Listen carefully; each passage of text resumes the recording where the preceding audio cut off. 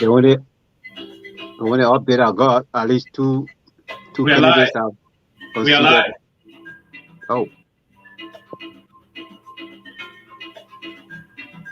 but that he want us to talk anyway.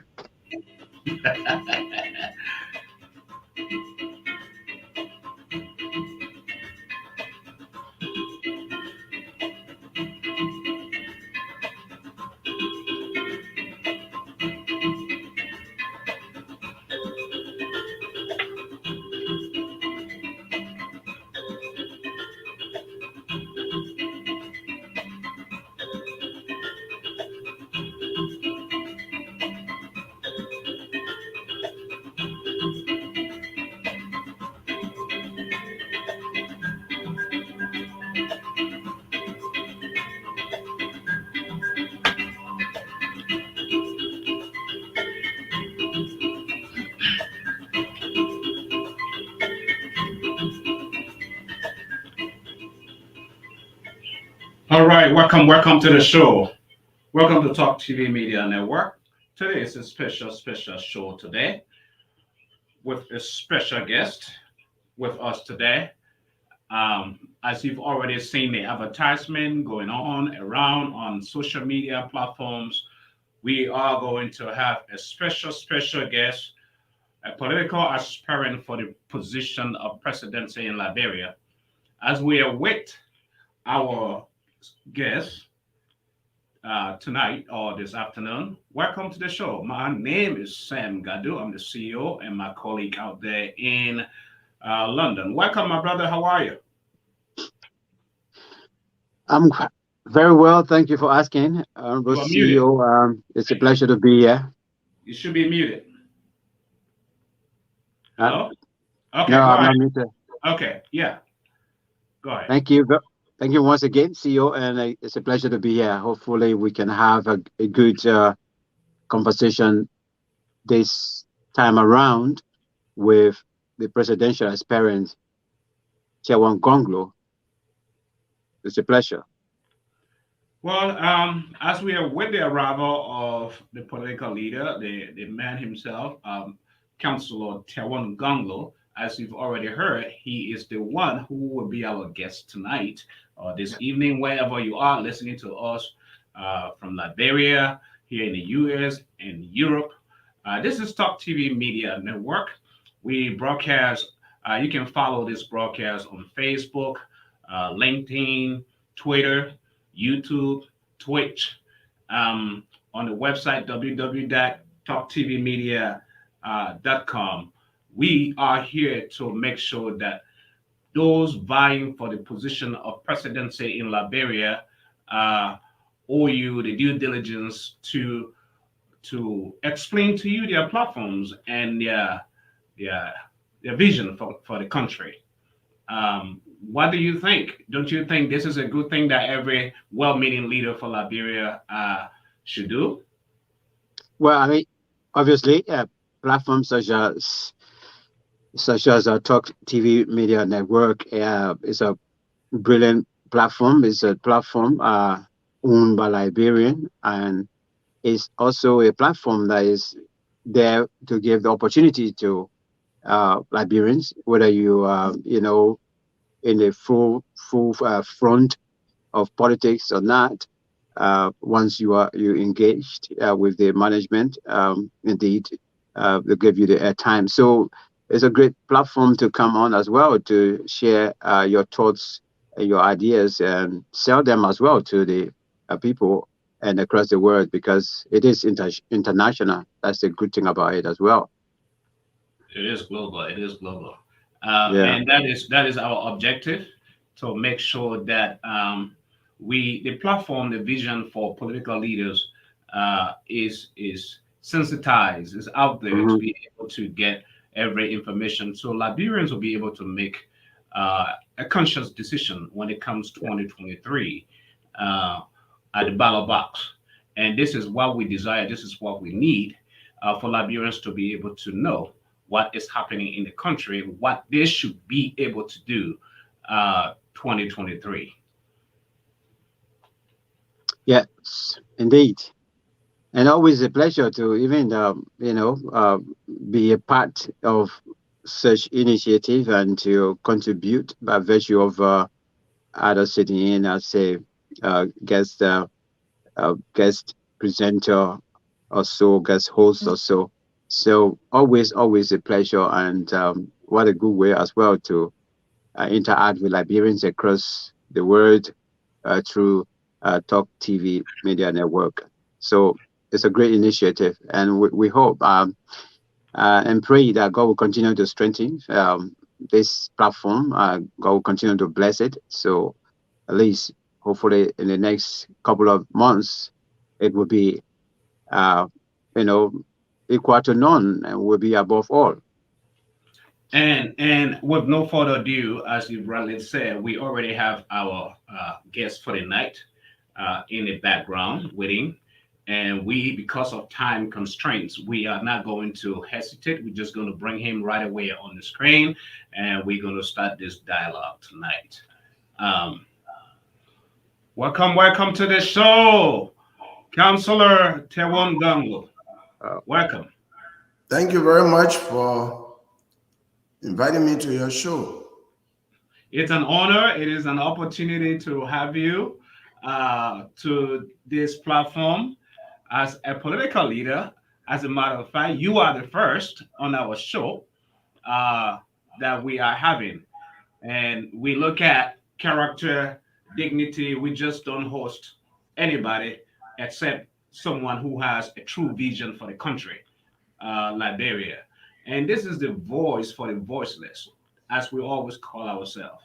Um, Again, we are honored as a network, and we will try to do our work as we dialogue during this 1 hour, 30-minute time show in order for the Liberian people to be able to hear what message you have for Liberia.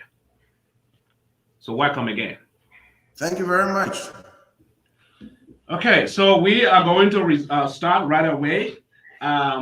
For our viewing audience, I know the name Tiawan is a household name, but for those of other Liberians and friends of Liberia who want to know who is Tiawan Gongloe, may you have the platform to introduce yourself to our listening audience. Well, I'm from Glazopie, Tiawan Mesno County, a statutory district, Nimba County.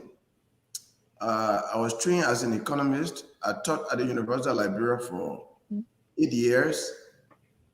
I was also trained as a lawyer. I graduated from law school in academic 1987, got admitted to practice law in 1988, and I practiced law for a good part of 34 years. I've also worked in government as executive assistant to Dr. Sawyer for 4 years, Solicitor General under President Salif for over 3.5 years, Minister of Labor for less than 2 years, and I resigned from the government of President Salif because of policy differences, largely based on bad governance, centered around corruption issues and things like that. I've also had an international experience. I had the honor, I would say, to be a United Nations observer in South Africa in 1994 when Nelson Mandela was elected president. And I used to tell my UN boss, even if I was not paid by the UN, just to be in South Africa, to be part of the transition in 1994 was such a huge opportunity historic opportunity that I will never forget. I also work as an election observer for Carter Center. In 2005, I was electoral consultant for Carter Center in Ethiopia and traveled all over Ethiopia in the 2005 election in Ethiopia. 2008, I was an election observer for Carter Center in Ghana, and I was in the eastern, I was assigned to the eastern part of Ghana. Yes. So yes, I've had these kinds of experiences. Wow, that's a huge resume to delve into. And just a little part of, because I won't. Perhaps you know, or your listening audience may know that I won an International Human Rights Award in 2003 from the Human Rights Watch wow, in New York, and I was taking on a tour of the United States, speaking at various universities from the East Coast to the West Coast. The large university I spoke at were Stanford University in San Francisco. I was I gave a dinner address at Hollywood. It will surprise you to know that I was introduced by Dennis Haysbee, the man who acts in the movie Mr. President, and I think he advertises for Allstate Insurance Company. A black tall man, an actor. So yes, I've had some interesting experiences in my life. a very very interesting experiences going all the way back. With all of that resume and your experiences into the political arena of Liberia, one will ask, why Tiawon at this time? Why is he running? Why? Well, let me just say nothing happened before its time. But so the short of that answer, this is the right time to run. This is the right time to run. I've been an advocate for most of my life, advocate for good governance, respect for the rule of law and human rights. And I've argued that there should be no corruption, combating corruption, that government is not a place to steal, but to serve. And people used to tell us, oh, you're just talking because you're not in government or on a university campus. But I've been there. I serve in the office of the president. I serve as solicitor general. I serve as minister, and nothing changed me to be a corrupt person. I think people are corrupt before going to government. Government does not make anyone corrupt. It is corrupt people that go into government that become corrupt. It's just an opportunity for them to be known. So, it is not that it is impossible to be in government and not be corrupt. When you are rogue, you are rogue. Government does not make you a rogue. Right. One would say, as you always say. Right now, the stealing in government is just so much. It's so bad that even internationals are saying Liberia is corrupt. It's so corrupt. Our former United States ambassador to Liberia, Leonard Thomas Greenfield, puts it correctly. Say, because of corruption, the children of Liberia are denied food to eat. They are denied the basic necessities, good education, health system. We have to stop that. It has just become so much that Liberia, I usually say that it appears like Liberia is in an ICU, intensive care unit. Right, and council, some of us want to come in to rescue the situation, because as a country that we live in, we have to transform the situation to be better than it is right now. It is possible. It's possible, as he said, Mr. Gongloe. Not to just to buttress what you just mentioned, for our listening audience. What is your vision? Because we've seen all kinds of candidates in the past come and go with different platforms and different visions. What is your vision for the country? I strongly believe that Liberia can be a better country.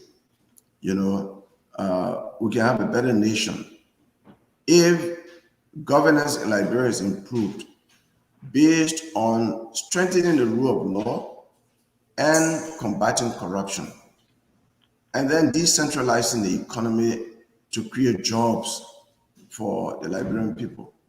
Here is what I have. I already have a 10-point agenda and a 12-count prescription for combating corruption.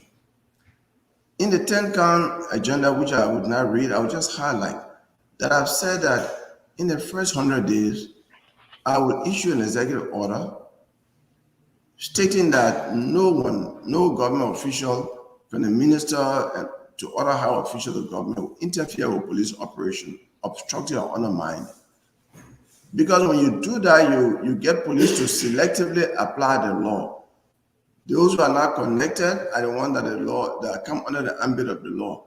Right. Those who are connected become above the law.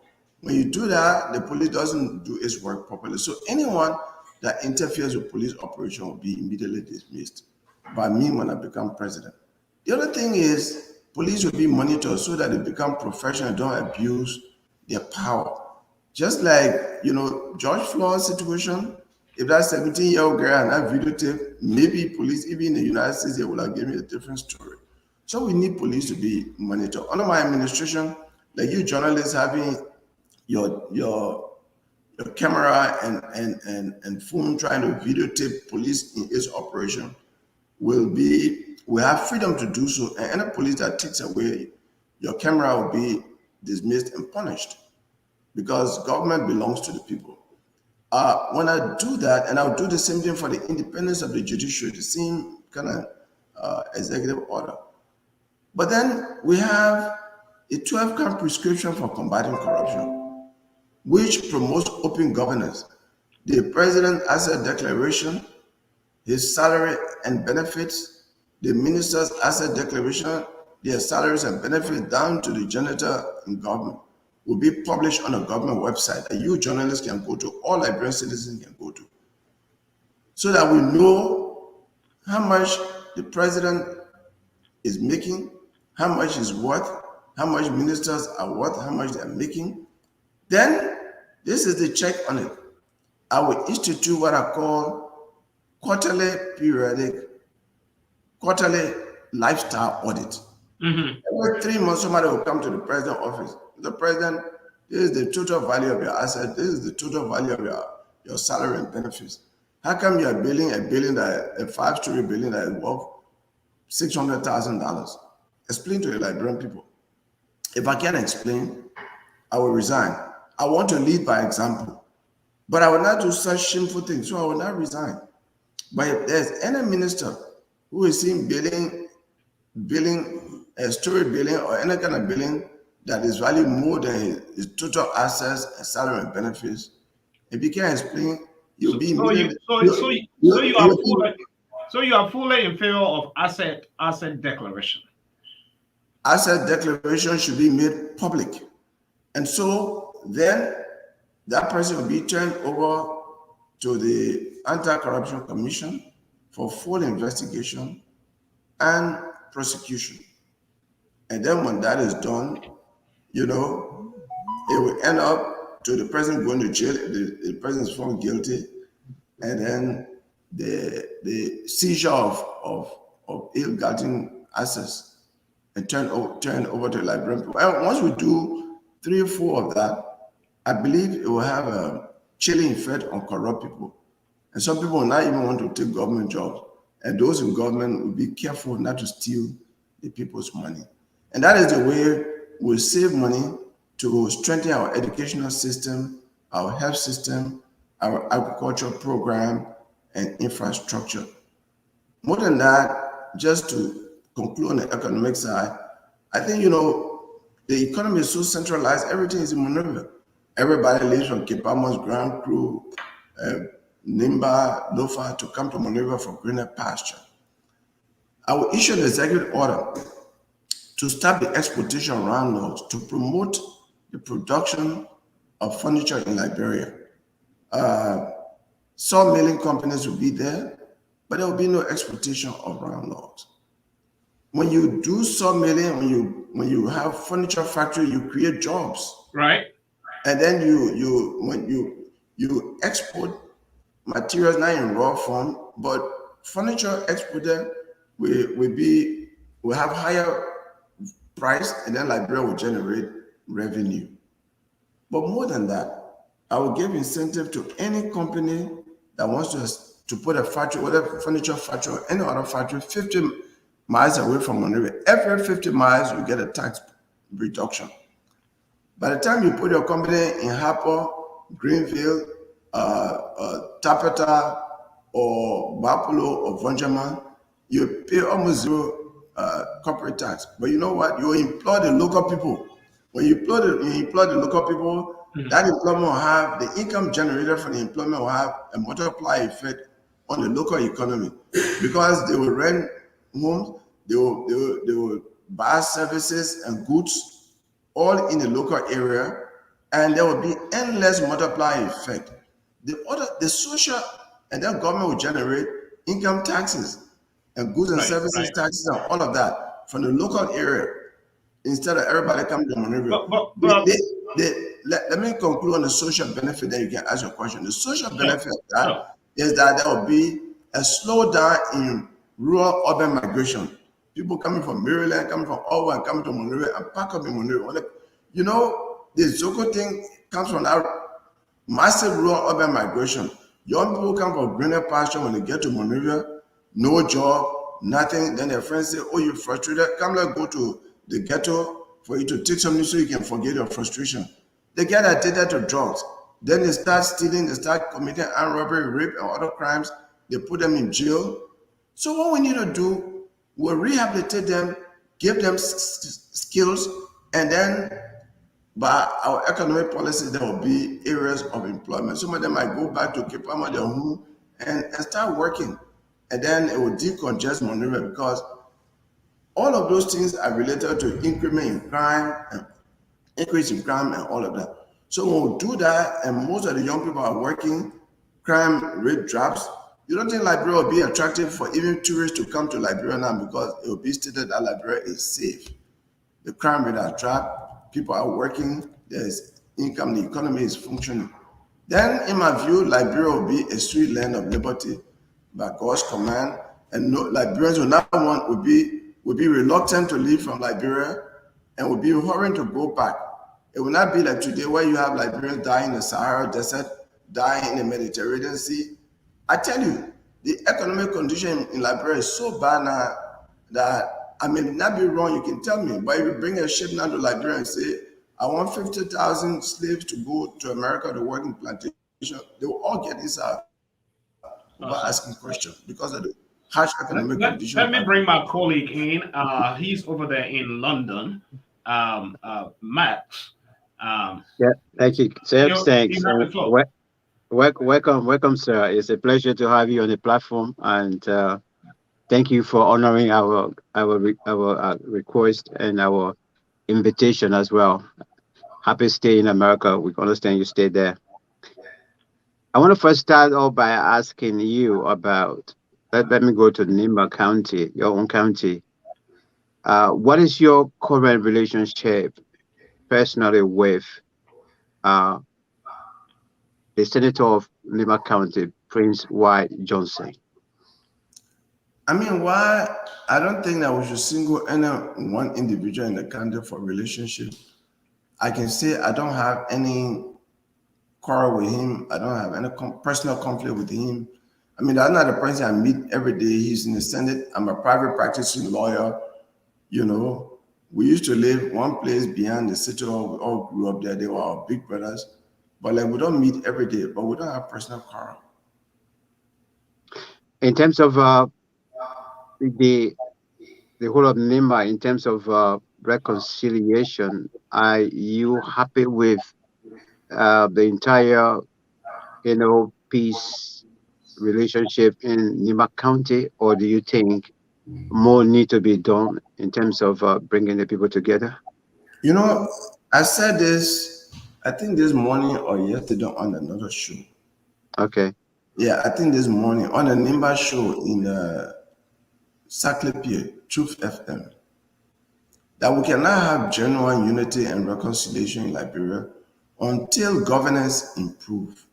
When governance improves and people are getting jobs, the quality of life is elevated from where it is now. Unity, reconciliation, all those things will naturally flow. Because you see, it takes leadership to do that, but leadership in an environment of general satisfaction. If Pakio's stomach is full and Ngadu is terribly hungry and looking for food to eat, two of you can't have the same conversation. No way. Two of you can't have the same conversation. You are probably, because your stomach is full, you're probably looking for coffee to drink or looking for a bottle of beer to drink. He is looking for at least 2 spoons of rice to eat.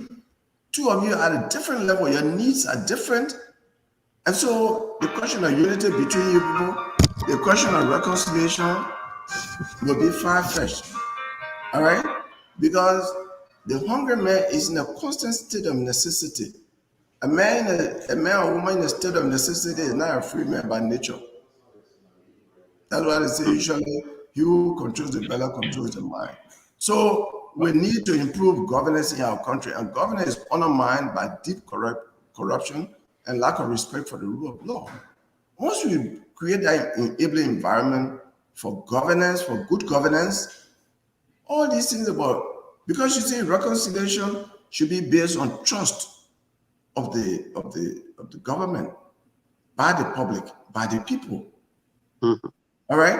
If the people don't trust their government, your message of unity, your message of reconciliation will fall on deaf ears because they are looking for their basic needs to survive. And they are placed in a state of serious necessity by bad governance led by you. They will not believe, they will not trust you. Well, that's well said, Max. We do have one of our colleagues in the back as well, and pretty soon I'll be bringing Joel on Okay. the screen. But just right before I bring Joel, Council, just to piggyback on what Max was asking you when it comes to a former warlord, now representative or senator, Prince Johnson. Uh, when you take office today in Liberia, will you prosecute him for war crimes committed in Liberia? I do not target people. That question is unfair to me, is unfair to President Johnson that he's being targeted. Will you support the establishment of war and economic crimes code? You know, that is a fairer question. Because you see, and again, on that question that you're asking me, like an author of a book who gets to power and bans the book, it is under my administration as president of the bar that the draft bill for establishing war and economic crimes code was submitted, led by me, to the legislature, and it is lying in the legislature now. 103 copies were produced. So my stance on accountability in the country, I cannot be talking about corruption and say I will not deal with all accountability. Accountability is accountability. And I have an established record in my writings and what I say on accountability. So I don't know why that question is even, is now for me like a hackney expression because people ask that question as if they have not heard me before. No, let me come in a little bit. As you appear here today, on Talk Media Network, we just want to let you know as well that when you appear on Nimba platform yesterday, the listeners that are here, or those, yeah, or those are here now, perhaps they were not there yesterday, and they never heard you. And majority of your Liberian community that are scattered all over the world, they all have their platform they can listen. Perhaps somebody could be here. This is the first time of them seeing the image, and speaking to them is Councillor Gongloe talking to them. Oh, this is the man they normally talk about. He's a human rights lawyer or so. So obviously, every time when these questions comes, the only thing is we just want the information because I have dealt with you, Sam, Joe, and the other person that listening now, sitting down way in Australia there, have only been seeing on Facebook or so, but they have not interacted with you. So if they sitting right before you now and say, I respect this man so much. I'm so happy that I come across him live today. Let him talk to me. That's why this question is necessary. Fair enough. Before I come, I want to ask you a question on LMPA also, but I want for the simplest form, because if we talk about assets declaration, for me, I like terminology to be breakdown so that people can understand. If you say asset declaration, what does it mean? What does it mean? How can you break it down to the Liberian people that are listening to you right now? Okay. According to the law, when certain position in government, when government give it to you, all the money you get in the bank, your houses, your motor vehicles, anything you get that you can buy with money. You must put money value to it, then you put all together and you add it. And you say, all these things are own. If you have share in a company, you put it there, the value of the share. It equal to $50,000. And you make that statement under oath that you don't have anything anywhere else in the world, anywhere, any part of the world. You put it there. And you go to your wife, you go to your children, all that, you put it there so that people can know. Before tomorrow, you can say, oh, the money I get it from my daughter. The money I got it from my wife. So you are asked to put all that one there, your own and all the other one. You don't, so then when you declare all that asset, you put it there, government just want to know, the law wants to know what you are worth, your total value before you come into government. So that when you leave in, if the value way up, you can be able to answer some questions. Or when you just be there 3 months and the value of the thing you get way up, you can be able to answer some questions. That's all. I don't know whether it's clear enough, but I think it is clear enough. Thank you. Max, let me bring our colleague in. Joel, he's been waiting for a while. Before I continue on asking what I have. Joel, welcome to the show. Yeah, thank you. And it's a pleasure being on the show. It's a pleasure to see the senior councilor Gongloe. It's been I don't know how many years I haven't seen him. It's a pleasure seeing you, Councilor Gongloe. The last time I met you was at your sister's birthday, Edith Gongloe. We used to work together back at Ministry of Health. So it's a pleasure seeing you. Thank you. You're welcome. It's a pleasure seeing you too, Joel. Yeah.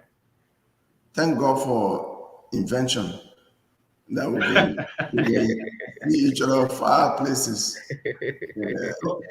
Go ahead with your question. All right. So we see 2023 is now far away. And I know one of the backgrounds that you bring to this job is your extensive legal experience. What is your plan when it comes to working on the issue of enforcement, law enforcement, Liberia? I believe that the biggest problem Liberia faces is law enforcement. That's my own, maybe because I have a legal background, but I see if we can really get people to address enforcement problem, then the rest of the other issue we can address it. So what is your plan to make our law enforcement institutions functional and operative in the next, let's assume you are taking in the next 1 or 2 years of your presidency? What action will you be taking? Look, in a country governed by rule of law, the agent of rule of law is the police that you see in the street.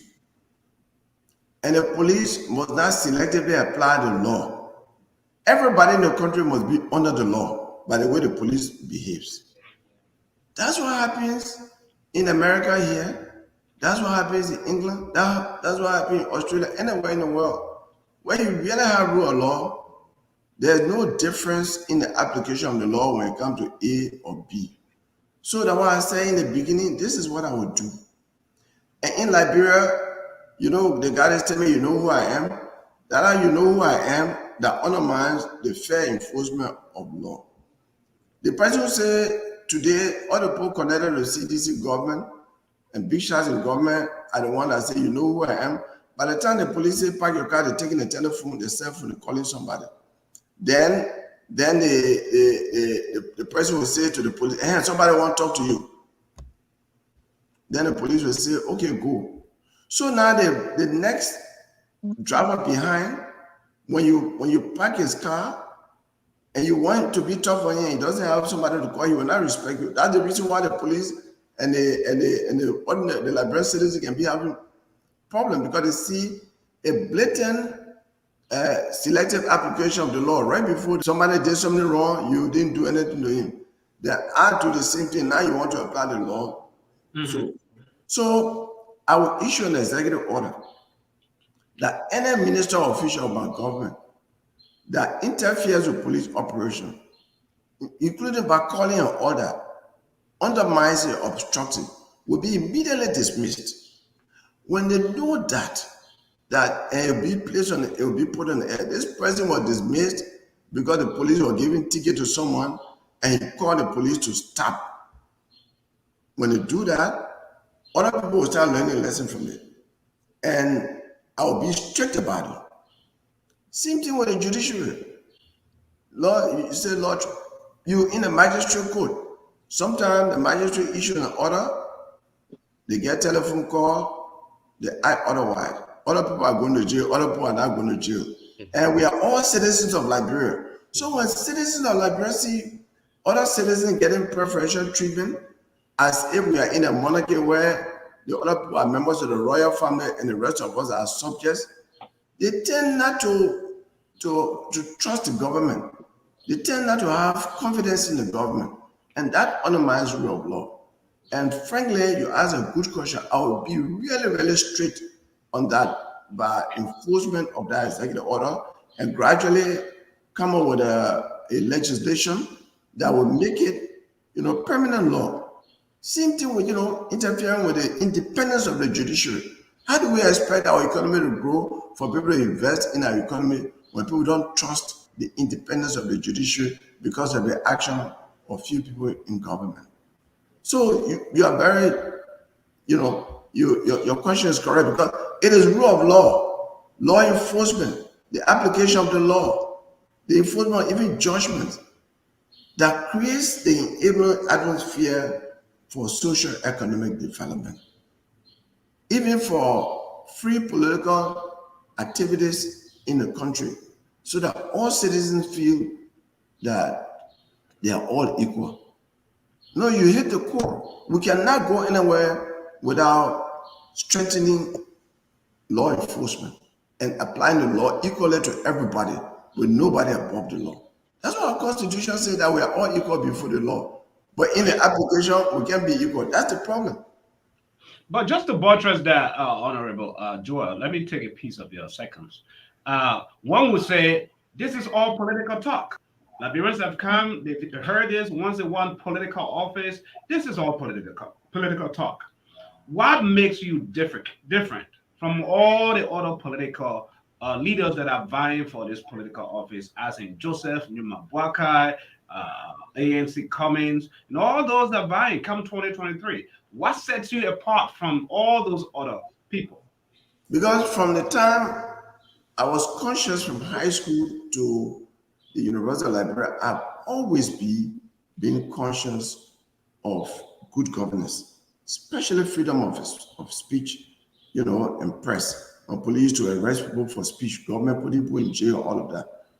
And I have tried in my life to live by what I see. Let me give you one example that sets me apart. 1992, I was driving on Capital Bypass. I was executive assistant to Dr. Sawyer. I was driving IGNU. I don't remember the license plate number.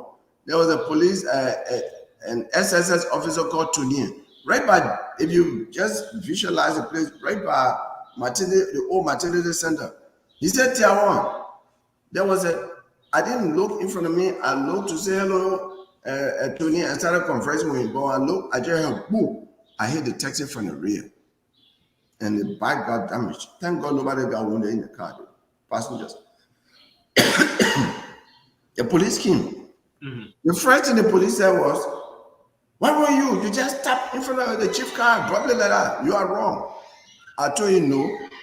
I said, officer, this driver is not wrong. I am wrong.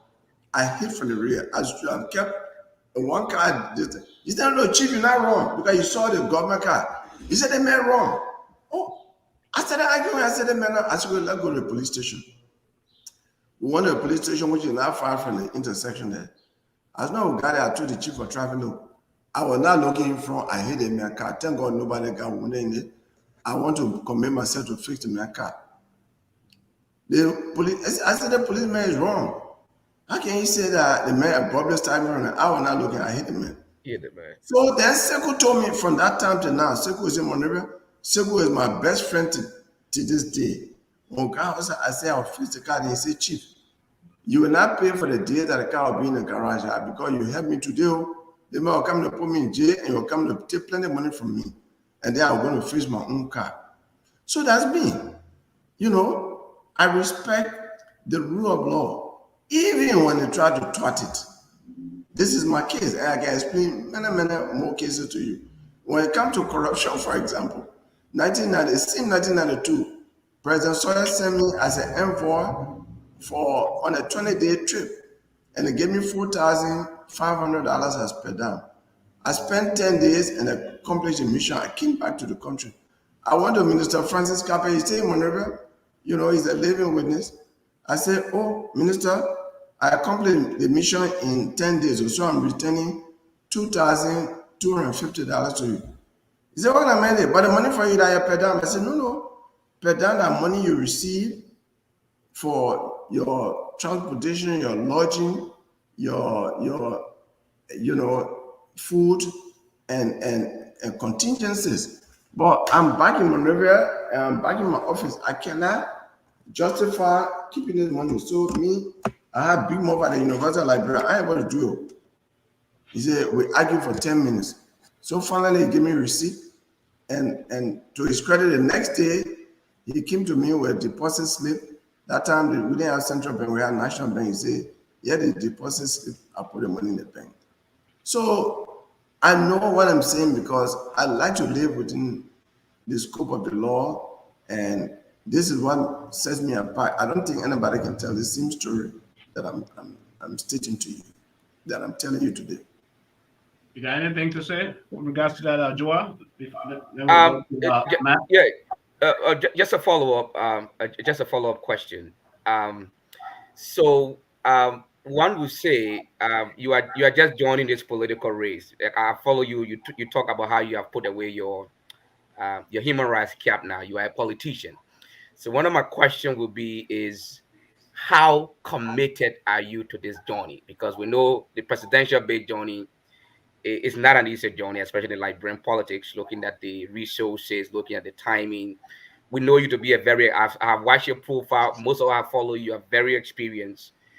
Where are you prepared to go for this? I'm well prepared in terms of commitment, but I would pretend to you if I say I have all the money that it takes to reach a journey. Mm-hmm. And that one of the reasons I'm talking to Liberians, including you, the dollar and cents to help me to reach the journey. I'm being honest to you. But I get my motivation from people like President Obama. The man, wrong color, wrong name, came into the race for the first time. And I saw young people are living in America at that time in the street collecting $5, $1. And they helped him with his campaign expenses. And even though he was in the race for the first time, he won. Obama is my motivation. Another motivation is a Liberian-born city mayor in the state of Montana, the Colin Collins. I talked with him the other day. He's a councilor when I came here in a virtually all-white city. He said, I came here, I worked a while, and then I decided to run for the city mayor. People thought I was crazy, but I made it. So I said, but you are one of my motivations then.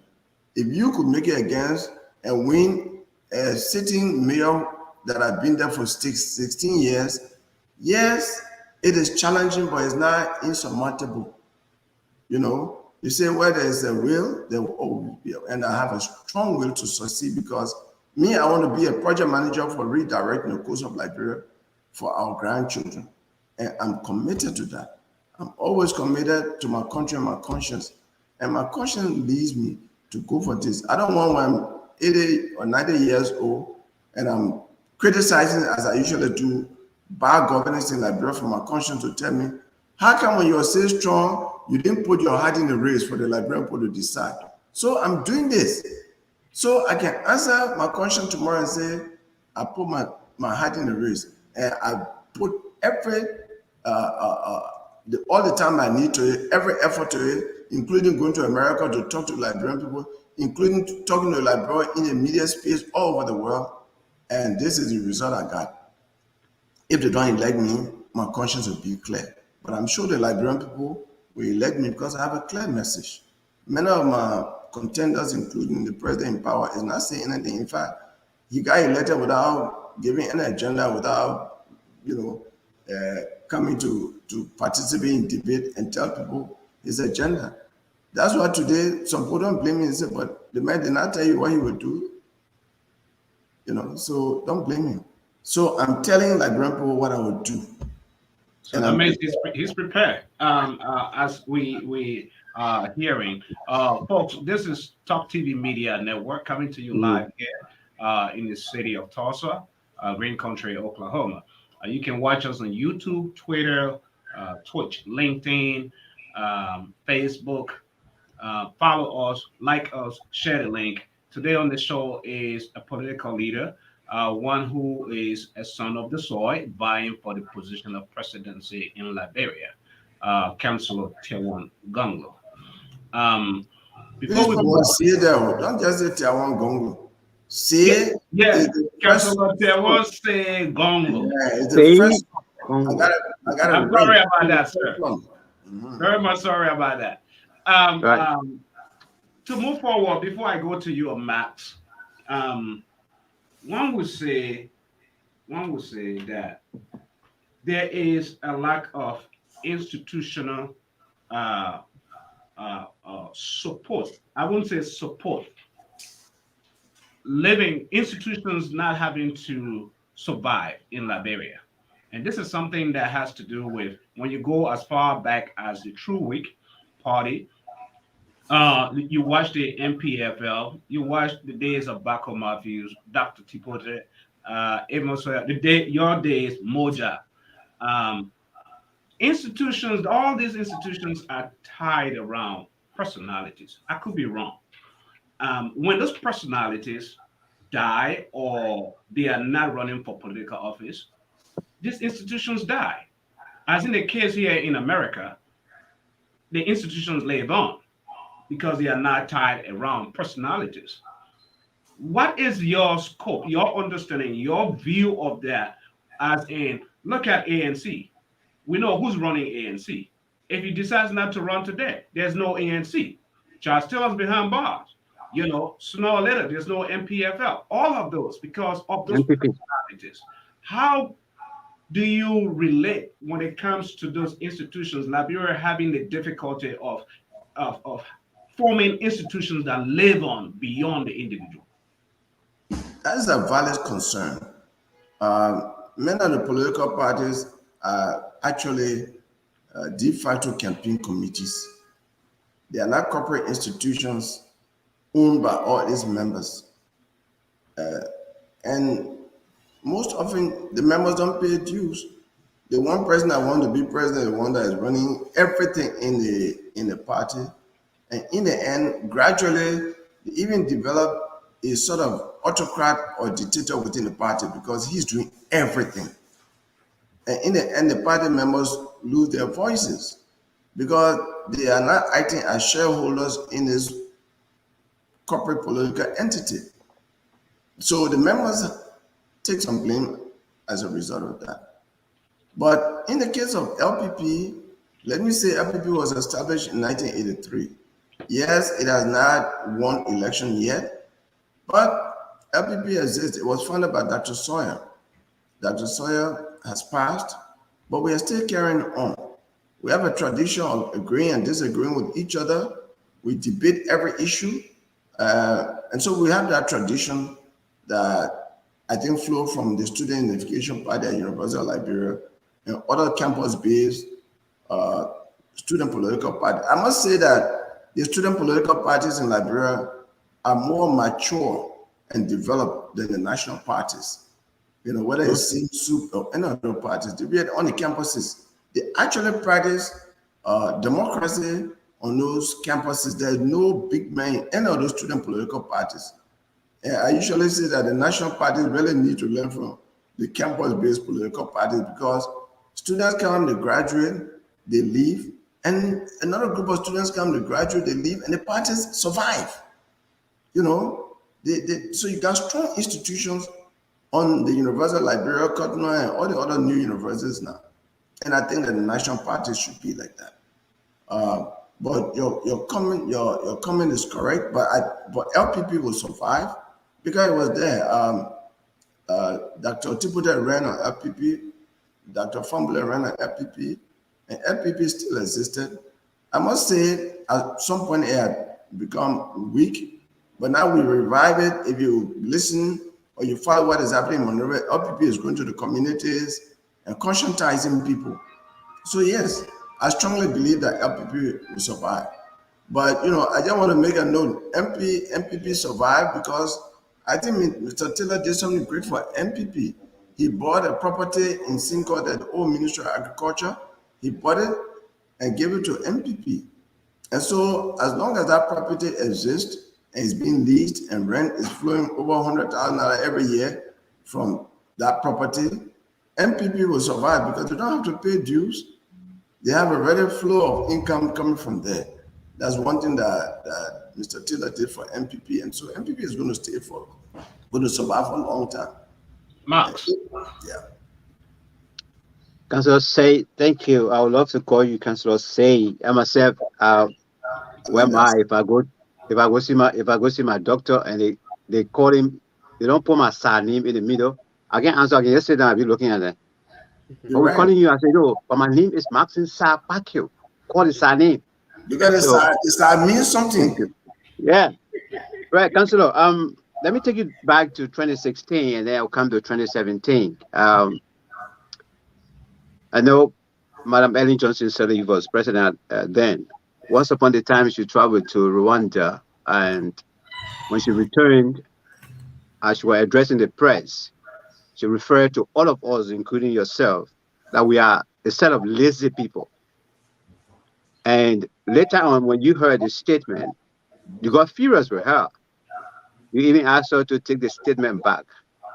Did Madam Ellen Johnson Sirleaf ever took that statement back? And do you recollect what I'm talking about? I don't recollect, but that's not her nature to be taking statements back. And I don't think she did. And what do you make of her, especially in terms of such reaction anyway, as a leader in the country? I don't want to focus on Madam Ellen Johnson Sirleaf now. I want to focus on President George Weah. He is the one that has the power that I want to be a project manager for Liberia, for redirecting the coast of Liberia. Dwelling on Ellen Johnson Sirleaf will not get me there, really. All right, let's go to 2017. Budiki. Was Budiki, did he come in the bar during your administration, or you met him there as member of the bar? What is it? I mean, with all that hangs around Duki up to this point, I know you were not happy at the end of the day, and I remember under his regime at the LCC, they even wanted to. I think they had an anti-corruption conference in which you called the international partner to snub it. I don't know whether it ever went on or so. Given the situation of Budiki, now you are just about, we're pushing you, that we want you to go at the higher level. Is there anything that you can tell us tonight? Thank you for that. Yeah. Where are you getting, Max? Is there anything that you can tell us that you think you regretted in the case of Budiki when you were at the bar as leader? I cannot regret. What I'm not the one. I met him at the bar as member of the bar, and then something came out that showed that he went to law school. He became member of the bar in a manner that was inappropriate, that was fraudulent in terms of his citizenship. So I set up a bar committee. We investigated and found the allegation that came out of the Senate to be true. And because he refused to submit himself to investigation, action was in violation of the bylaws and constitution of the Bar Association. He was expelled from the bar, from the membership of the bar. And then we also took the matter to the Grievance and Ethics Committee of the Supreme Court and won the case. And the matter went to the Supreme Court and we won. So our action was correct. It was judicially authenticated. And that's it. Okay, Joel, you got your turn, so I can come in. Yeah, Councillor Gongloe, just a question, and this has much to do with the legislature, and I just want to see what's your view from that perspective. And that is, we see over and over ministers are appointed, they are not functioning well. Now we understand they say the president have the power to appoint and the power to remove people freely, but where it has become a problem, where ministers' function is affecting the entire country, what would you advise? What should be the legislative action? Because I know currently there are arguments that people say on our laws, they don't impeach ministers. But I've been looking at that. I've been thinking about that in a very deeper manner. What do you think should happen from the perspective of the legislature for ministers that are just killing the whole country? But And the president can remove them. in your view, does the legislature today does it have the moral authority to question anybody No. for not doing its work? No. And the legislature today, the Senate and the House, do you believe they have any moral authority to even question anyone and say, oh, you're not serving the public good? Are they serving the public good themselves? No. And they don't have the moral strength. I mean, people who sit down and take $30,000 from our budget and divide among themselves $3.9 million, and they call it a legislative engagement fund. And you, are a lawyer, are considered a misapplication of entrusted property because there's nothing in the Constitution that gave lawmakers the right to take money and divide it among themselves beyond their salaries. So if people are doing like that, how are they going to, in the process of doing their oversight duties, checking on the ministers to see whether they are doing their work successfully, that they will come and recommend the dismissal of any minister? They don't have the moral strength to do so. As a body, I mean, there are individual lawmakers there who are are trying, although all of them are guilty of the $30,000, but there are some who at least are trying a little bit. But collectively, they are failing the Liberian people, so they will not go put them on in the executive. In fact, the president will write on them and say, look at you.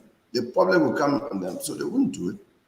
So you are asking a difficult question for the lawmakers, And that is why we want to sweep bad governance from Liberia. We sweep corruption. Until we do that, because our nation deserves better governance. And that is exactly where I was going to come with that issue of the broom before we open the lines for our listening audience to be able to call in and interact with you tonight. The issue of the broom, just for those who are watching, because I got a little bit concerned. Look at that. Everywhere you went, there is a broom in your hand. One may ask, why? Why is he carrying a broom everywhere he goes? Symbols are quite important. This broom symbolizes exactly what I want to do as a project manager for transforming Liberia. You gotta, when you enter a new house, you clean it up. It's normal, you clean it up. I want to clean Liberian government of corruption so that we can do things that will properly impact the lives of the Liberian people in a positive way. Because of corruption, when you go to JFK, They tell you, oh, in fact, you pay money as if it is a private hospital. Then they tell you, go across the road to Lucky Pharmacy and get gauze. Go across the road to Lucky Pharmacy and buy syringe. Go across the road to Lucky Pharmacy and buy needle. Go across the road to Lucky Pharmacy and buy IV fluid. Because your patient is in the emergency here. Then in the end, when they prescribe tablets and say, you had a prescription, go to Lucky Pharmacy.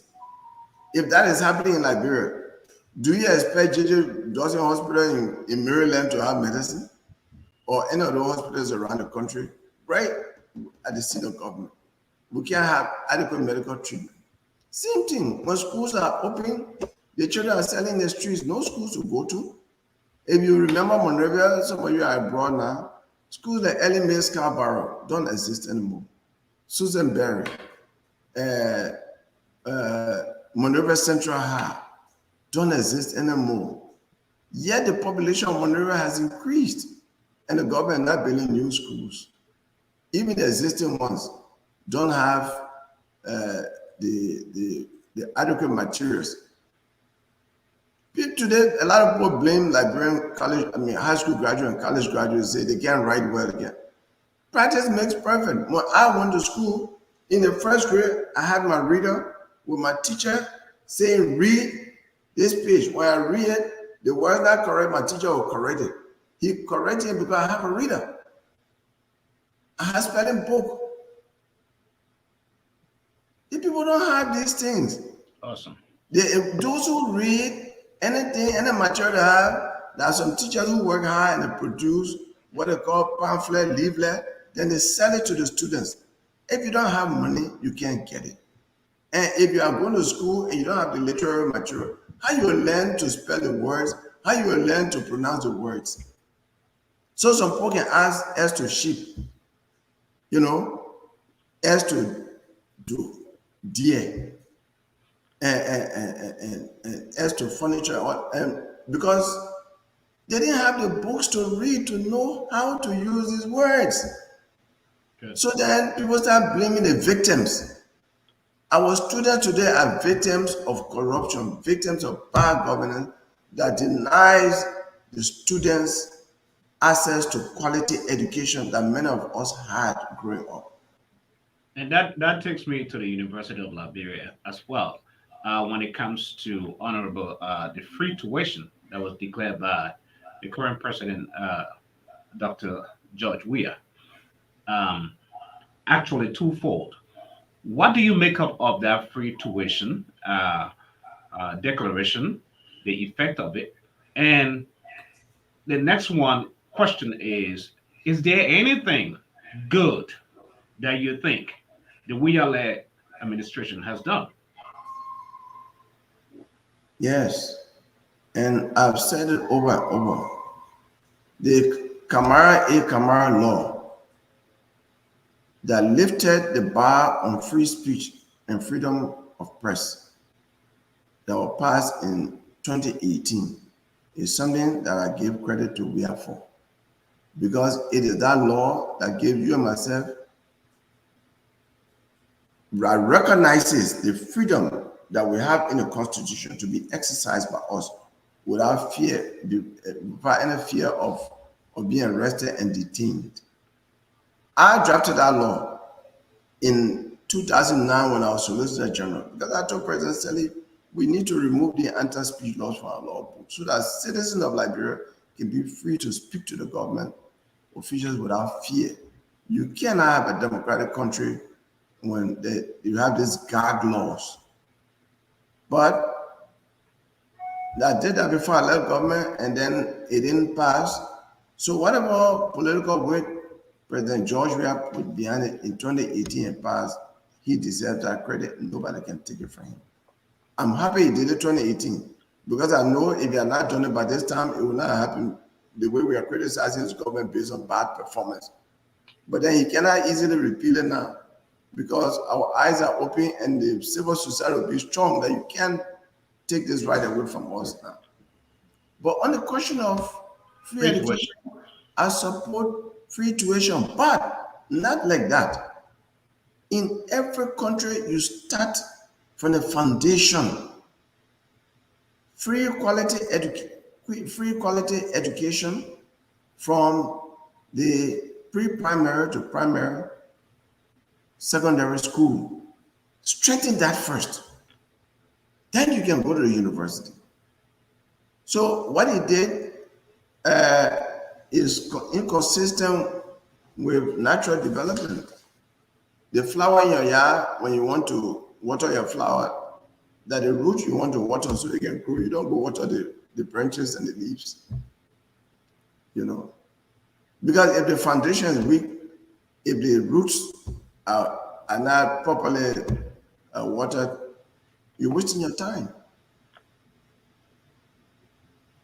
Okay, so this marks the 1 hour of our time, and we will be opening the lines for our listening audience. Those of you watching, share the link, follow us, like us, wherever you find us at Talk TV Media Network, because we are the voice for the voiceless. We go places where others do not go. We are an independent network. We do not owe any political allegiance to any political party. And so, for the benefit of the audience, we'll open the lines while this discussion goes on for the next 25 minutes.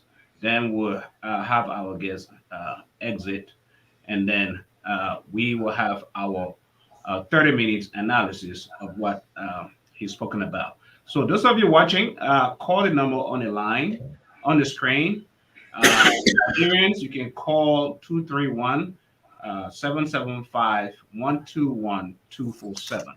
Those of you who are here in the US diaspora or WhatsApp, you can call the 539 525 1552.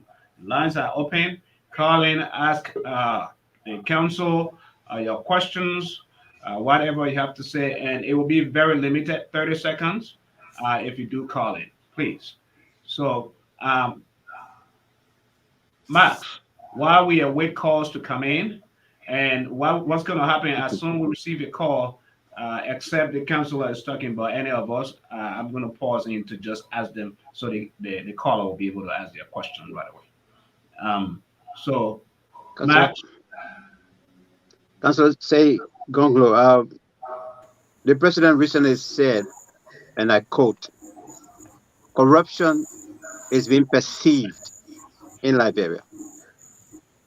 Even though US $25 million raw fund was diverted into a consolidated account, even though $30 million of the stimulus package, at the time I was in Liberia during the COVID, I didn't receive a bag of rice or so, even though $25 million of the mop of excess is still in question, US 25, that's it, US 2 million accordingly was spent for the bicentennial. I saw you at the Providence Islands the last time, and you were giving us some analysis on how you feel about the celebration as a whole. Even those over 75 million global fund for healthcare is being questioned. But the president is still saying that corruption is being perceived by you and me who's speaking against corruption. What's your take on this? And you have been responded though. Well, you know, they say silence does not always mean consent. Sometimes it can mean dissent too. There are some things that you don't want to dignify, you know. Yeah. So somebody who government official receive, for example, 500,000 out from Meta Steel, converted. He's investigated. He said, yeah, I took the money. Then the next day they say, oh, the man escaped. That perception there. Mm-hmm. You know, I mean, maybe the word, I don't know when you went to school, maybe one of those who went to school when there were no textbooks around like we did, to understand the meaning of perception. Because we are reading books that have glossary, we go to the dictionary to check the big words, and we are spelling. Perception? No, man. What do you call perception? Look, stealing, I don't even like to talk about corruption. Stealing in government has become so pervasive that they believe that the Liberian stealing is small. It has been internationalized. 2.5 years ago, when you're staying in Monrovia, 9 embassies wrote an open letter to our president and stated in that letter that the government of Liberia took their money from the central bank without their consent. It included the American embassy. I said, people are not afraid. You mean you would take American government money without American government's consent? If you take somebody's money without his consent, that's theft. So the stealing has even been internationalized. Because of stealing and not paying attention to football, not investing in football, President we are not being able to produce one international football. Samuel Doe, a non-football legend, produced international star George Weah, Salinza Deba, Joe Nampry, Christopher Ray, Boy Charles, Kevin Super, just name them. Because he invested in football and motivated them. The football legend, guess what is happening under his administration because of the pervasive corruption? He's looking for every little money to build the next house. Because in the first year of his government, he built 47-story building opposite Baptist Seminary. That some of the money from the building that they used to construct the building could have been used to improve our football pitch. FIFA said Liberia is unfit last year to host international football. So the young people voted President we have to power because they want to. They say, oh, Messi and all the Ronaldo, blah, blah, blah, will come to Liberia to play. Have not had the opportunity to see those people because the people don't have the kind of football pitch that they should play on.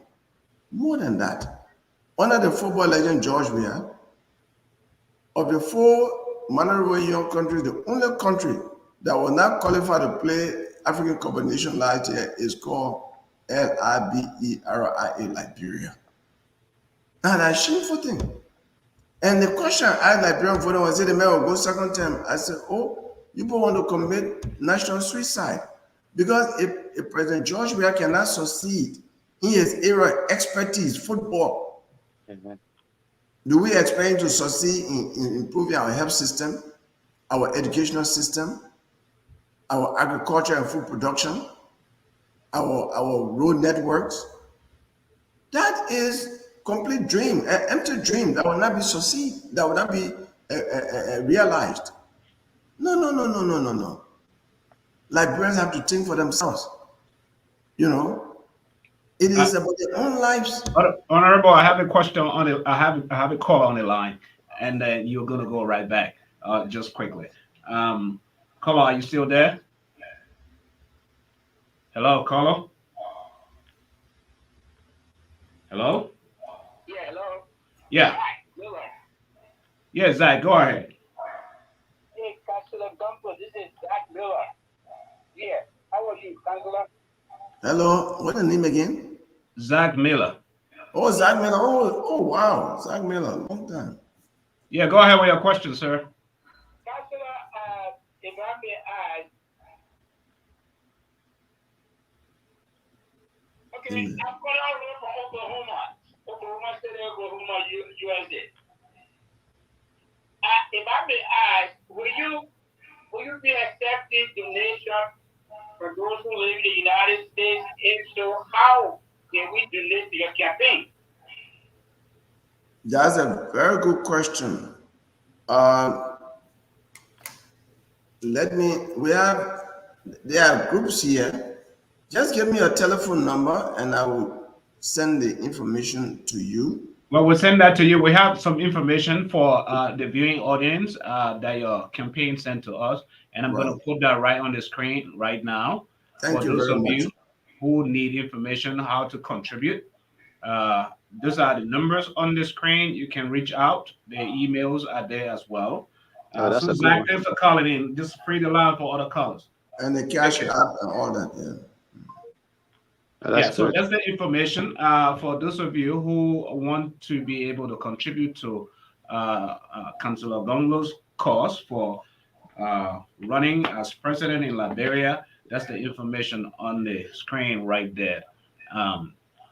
So contact them, and we'll also have this on our platform. And just like we said earlier, this platform is available to all political leaders, those vying for the highest office of the land. Um, are welcome on this platform because the Liberian people need to know. If you have a plan, you're vying for the highest office of the land, the Liberian people need to know your plan and your vision.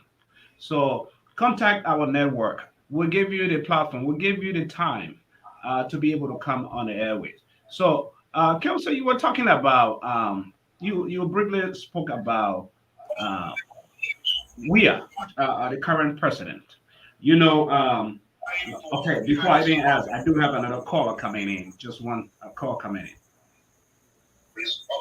Hello, caller. Hello, how are you? Yeah, briefly. You have 30 seconds. Thank you so much. This is Tiawon Pastor calling from New York. Good afternoon, Councilor Gongloe. Good afternoon. Yeah. What is your relationship to other opposition political parties? Or I'm would not you getting it. if any of them contact you to go as a running mate? His questions is what is your relationship with other political parties, and if any of them contact you to go as a running mate, will you do that? Okay, I'm a member, a founding member of the Liberian People's Party. I'm an aspirant. I'm not a candidate yet. When I become a candidate, I'll be part of the political party leadership that will decide on all of those issues of collaboration and cooperation, alliances or not. I don't want, there are other contenders in the party, and I don't want to give an answer that would deprive me of being the party's candidate tomorrow. If the party leadership, for example, is opposed to collaboration, alliance, and all of that, and that is my view, I could lose the opportunity of becoming a candidate. So I cannot answer a question that should be answered by a political party when I'm not a member of the leadership yet. I'm only an aspirant. Good. As an aspirant, my next question to you is come 2023, Council, the role of the NEC, the National Election Commission, in Liberia. What is your perception? Do you trust that entity to effect, to bring about free and fair elections come 2023? No, but before I answer that question, let me say to the last caller that having said what I said about my political party, I put Liberia first. Anything that will make Liberia progress from the level of retrogression that we're experiencing is something that I will cooperate with. I'm not looking for presidency like that. I want to be part of a transformation process. So I will go with anything that is in the interest of Liberia because Liberia is first for me. Now on the question of elections commission, I was lawyer for elections commission before. When James Fumoya was there, when Elizabeth Boyna was Council Elizabeth Boyna was there. The election commission now, people forget to know that in 2017, the Supreme Court said that the voter roll should be clean. It has not been clean yet. And we have not had census for new voter registration. That whole list needs to be put aside before 2023 for us to have new voter registration. And the registration process should be by biometric process so that we don't have double, voter registration card and things like that. 2023 is going to be a very, very important election. It will be a landmark election, almost like 2005 or 2017. Whether I trust the people who are there now, I have to tell you honestly, no, they are all seditions.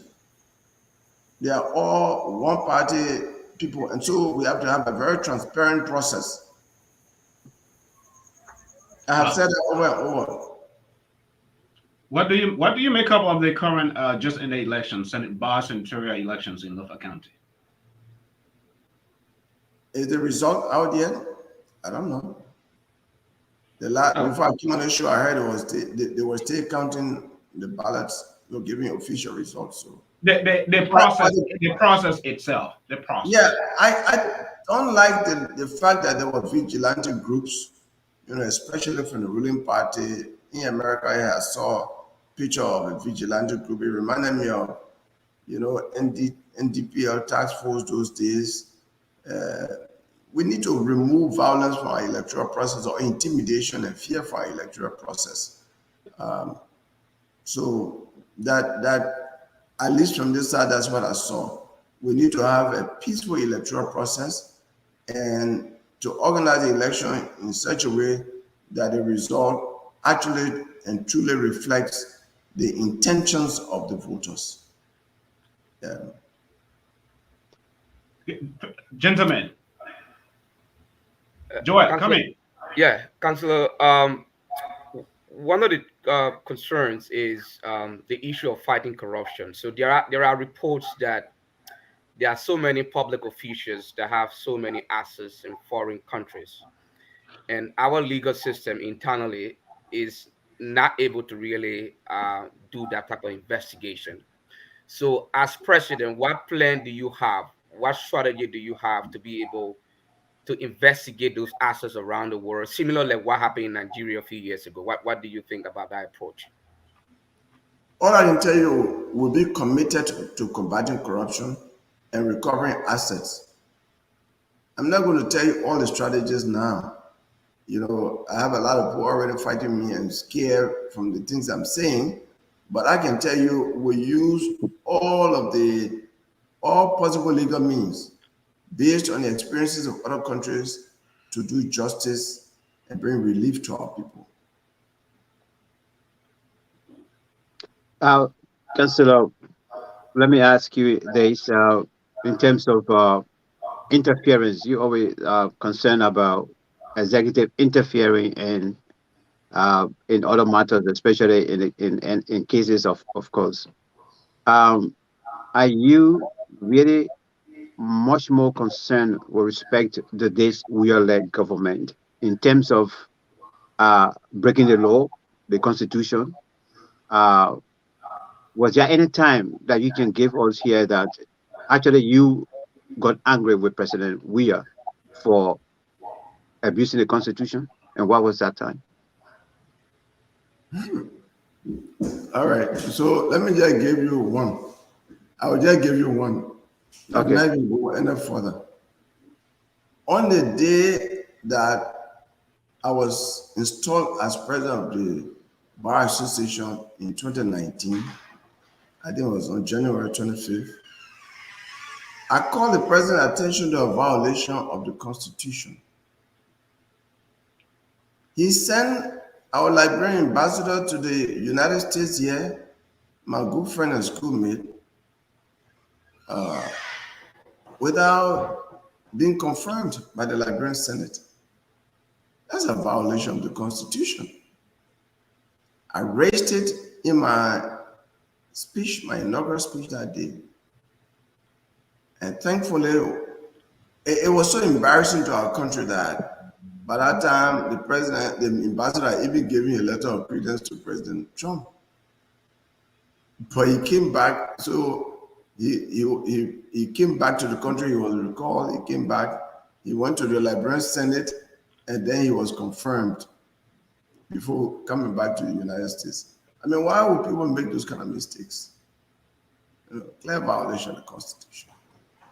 It was also a clear violation of the Constitution for him to approve $30,000 each for the 103 lawmakers when there's no provision in the Constitution that provides for that. The Constitution provides for the lawmakers to make appropriation of the revenue collected every year for our protection and welfare. There's nothing there for themselves.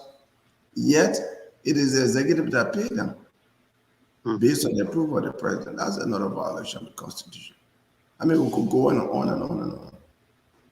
Right? I don't know, this would be my final question. I don't know, but let me ask you very straightly. Have you ever apologized publicly? If yes, for what? If no, will you ever do same if you go wrong? You know, I apologized just the other day. Maybe I apologized before, but I did one recently to the journalist. I want to speak in Ganta. Maybe you don't remember, but I want to speak in Ganta at a school, and a young girl, I think 11 years old, 8th grade student, read something. She read it so well. And I said, wow, when I got to give my speech, I was not part of my speech, but I was so impressed by the little girl. I said, but this girl speaks much better. I've heard journalists speak without seeing some journalists. Because of that, a journalist took on me on the air in Monrovia all over the place. So I came immediately and apologized that why it is true that some journalists don't pronounce words well, they don't speak well. It was wrong on my part to make a blanket statement about journalists. So I apologized. That was recent. At least I remember that it happened very recently. Okay. Thank you. I actually followed that story. I just Yeah. wanted to. I did follow. You see something. What I will apologize in the future where I can, if I do any wrong, I'm a Christian. The Bible says you must acknowledge your wrong, and not only that, you must be prepared to depart from it. And then the Father in heaven will forgive you. So I cannot be a Christian and say if I wrong somebody, I will not. There are a few things that every good human being must do. You must know how to greet people, to say hello, good morning, good afternoon. You must be able to tell somebody thank you. You must be able to say, I'm sorry for the wrong I've done. As a human being, just normal. All right, ladies and gentlemen, this is where we are, almost right to the hour, to the wire for this show to. Yes, I gotta go. I have another schedule, but anyway. And we're just about to wrap up, Honorable. We are highly honored. This network is highly honored to have you. As my final question to you before we take leave of you, what is your opinion about the formation of the CPP and the falling apart of the CPP? What do you think caused it? Frankly, I don't want to make statements about the opposition political parties because in a way we are on the same side against the ruling party. But all I can say is that cooperation based on common ideas are stronger than cooperation based on personalities. That's all I can say. Awesome. And before I take leave of you, walk us through this. I have a little bit of information here for our viewing audience to be able to tell us, see this man who is vying for this position. Tiawon say Gongloe, a native of Nimba County. Here you are, and most pictures that we looked at, we see the broom, and you have already told us that your intent is to sweep the house, to sweep Liberia of corruption. Howbeit, we don't know how possible that is because corruption has forever been in Liberia, and we can only hope, but it's not impossible. That is one thing that we are certain. And if there's any final word you may have before you take leave, what would it be? Especially to the Liberians in the diaspora. And also, America is celebrating her independence on the 4th, as well as you take leave of us. What final statements or word do you have? I want to say to the Liberian people that we are all Christians, we are Muslims. We always pray to God for everything, but God gave us knowledge and common sense to decide how to determine our destiny on earth. And in the democratic country, the way to do it, to determine the kind of leadership that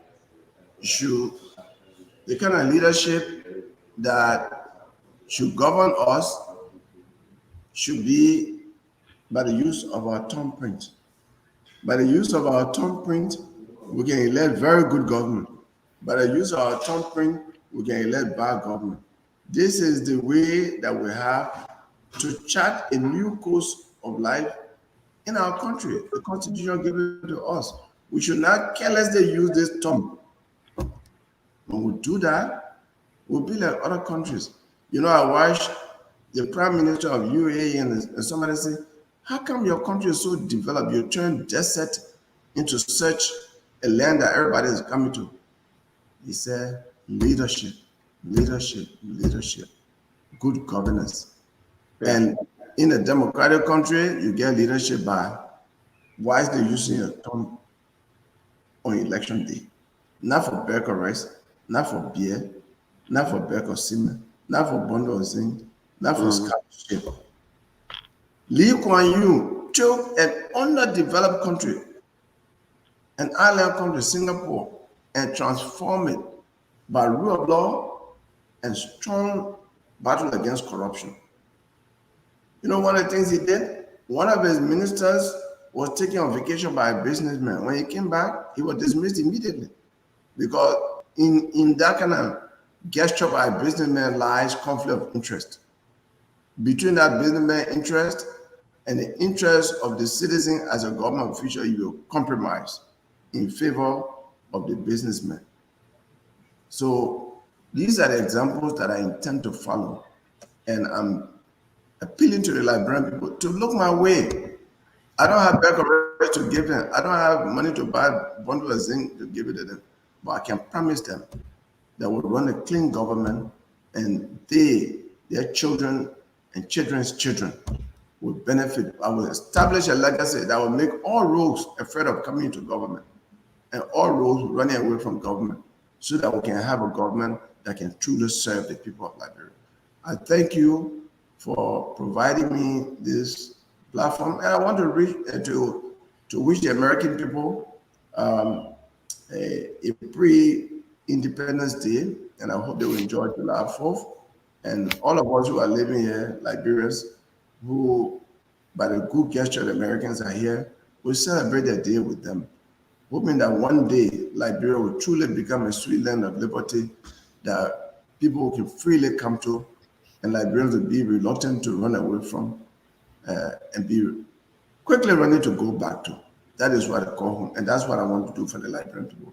Thank you very much, and thank you for providing the platform to me as the first political figure to appear on your new platform. I feel you are always welcome on the show. Always, it's our pleasure. When you write your history, please put it there. To host you. Yeah, we definitely will. To host Thank you. And the barbecue, even Oklahoma, you're welcome for the 4th of July, Thank you, gentlemen. Thank you very much, sir. Thank you, Councilor. The show too. Okay. Yeah, I know. We have our ladies out there in Liberia. They couldn't just get in tonight. Gender sensitive. Yeah. Because in my government, I will have not less than 50% of my cabinet ministers will be women. Yeah, good. Great. That's awesome. That's good to know. Thank you again, Council. And we wish you luck in everything. Enjoy your weekend. Thank you. Gentlemen, ladies and gentlemen, there you have it. The councillor has been with us for an hour and a half on the show. And so those of you, our colleagues who have all the links, you can come into the show for another 30 minutes of analysis. Gentlemen, what do you guys think? What you make up of what you've heard? It's open.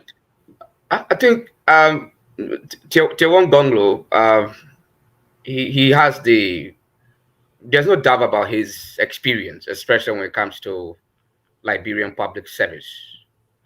So that's one thing he has behind his back. Of all the candidates, there are other candidates too that has experience as he is, but he's also one of the, I would say one of the top that you can, when we're counting, if we are looking at candidates in terms of public service experience before going to the presidency, like it happened in many other countries, yes, I think he has an outstanding credential for the presidency. Many of us have followed Tiawon Gongloe. He lived a very simple practical life as a professional lawyer in Liberia. He had many choices to make, and we see him trying to go for the presidency. So I think he's very committed to what he's saying. That's my own So observation. you really think everything that he said, you think he will be able to execute? Yes, I believe. Looking at his history, um, he took over with Ellen Johnson Sirleaf at the time, the first term when he took over that time, and then he resigned. Now I know some people said that, oh, they try to discredit it, but at the time to really resign just after a civil war, at the time when Ellen was getting all of the multi-million-dollar coming in the country and all of the attractive things that you would need as a minister at the time, to resign, for me, I think it was a decision that you have to think twice. And another thing for you to consider in Liberia, when you resign a government job from the president, you refuse the president offer in Liberia, you are more likely not to survive in the private sector in Liberia, because the private sector in Liberia is closely linked to the office of the president, especially as a lawyer in Liberia. So I really think he could do it. He could really be very committed to what he's talking about. But what's your take, Comrade Fasa, for coming in? Do you think he's able to clean corruption and execute those things that he talked about? First and foremost, I want to say thank you, gentlemen, for the program. It was a great one, very nice program. Having Honorable Tiawon Gongloe on the show. The issue of cleaning corruption in Liberia is a big task. You cannot eradicate, but I think you have to have the willpower. And I know I don't want to put the carte blanche before our Gongloe or Councillor Gongloe. I know he has done a lot of things. He's been a poor man lawyer. He's credible. He has done a lot of jobs. But when you turn to politician, that's a different ball game. So going to government, will you have the willpower to do what you're saying? Because sometimes people get into government, they got friends, and their friends will do something wrong, and they don't go after their friends. At the end of the day, your intent will be undermined. Right. So once you are a politician, I don't trust in a politician. That's just plain blank. That's the point about me. Because in Liberia, we have seen it in time past. I know you might have a good record in the private sector. You work partly in government, but if you are the helm of power, being the presidency, that's a different ballgame altogether. Until you get there and you do it. That's the only way I will believe you. What's your take, Max? See is believing. Yeah. He's like doubting Thomas, so he said he got to see it before he believes it. So let me say hello to Fasa. Long time. It's a pleasure to see you. Thank you. Look, in leadership, Sam, the rest of the guys, in leadership, we have what is referred to as leadership skills and leadership styles. And this is my first time interacting with the counselor one-on-one in terms of perhaps trying to get something out of him that I can keep and then maybe reference it tomorrow. So that's why I kept reminding him that, look, even though you said this just yesterday, under 24 hours, another journalist have can have the right to also ask you the same question, because the people you're dealing with now will be different from those that you dealt with yesterday. But I mean, listening to him keenly, now I know that the coat yesterday that he had on, the jacket he had on yesterday, as far as the issue of standing up for human rights is concerned, I don't know. They never gave me serious problem. Human rights lawyership that he was actually carrying, that coat is off now. And I agree with Fasa. Right now, I mean, politically, he is in the seat now. But all of what he said tonight, these are promises. And what we have to do now is to hold him to those promises. That's it. But he have the right to sell himself, because, I mean, when you're vying for a position, even those days, I mean, school days when we vying for, school presidency or school prefect or whatsoever, what happened? I mean, although we don't used to have the kind of huge debate also, but you still have to tell people, say, oh, when I become school president, I make sure that student will be that day. You have to come clean. If you call your hair, this and that. So all of those things. Selling himself, I mean, on our platform tonight, I mean, he did well. And that's exactly what it meant to be, to be done. So I see him as a vision guy, as a visionary guy, a fellow as well. And having a leader to have vision is good. And then implementing it is one thing. But right. Especially, just quickly, if he is a president and he has a lieutenants that will be well equipped, then the presidency will utter well. But even if you are a leader, you see just where he could be a good president also. But so long the rest of the guys are not actually working in line with him, it will just be a zero thing. Well, Sam, before the other guys come in, I just want to piggyback to what Max was just saying. I have no doubt in the credibility of Councillor Gongloe. And he has worked in government and he has set an impeccable record. But as a president, we have not seen no Liberian president. Let's take, for instance, when Ellen got there, whoever believed that Ellen would have been so corrupt as she was. That's it. That's the issue. So that is my fear. Until Honorable Gongloe is there, even the Joseph Walker, lots of Joseph Walker, whoever politician is in Liberia, until you get to the presidency and you do what you say you're going to do, before I believe you. Other than that, all this is just political rhetoric for me. Okay, so here is the difference with one second, Joel, please. Yeah. We have Philip in the house as well. Philip is a strong Woods supporter of I just see your name. Gongloe. Welcome. Okay. He's a strong supporter. That's the guy. Those are the guys that's pushing the network and Gongloe to the presidency. Philip, welcome to the show. What do you think of your boss appearance tonight and performance? We cannot hear you. We're not hearing you. You gotta unmute. You muted. Maybe you're muted. Unmute your. Okay. Can you talk now? Let's see. No.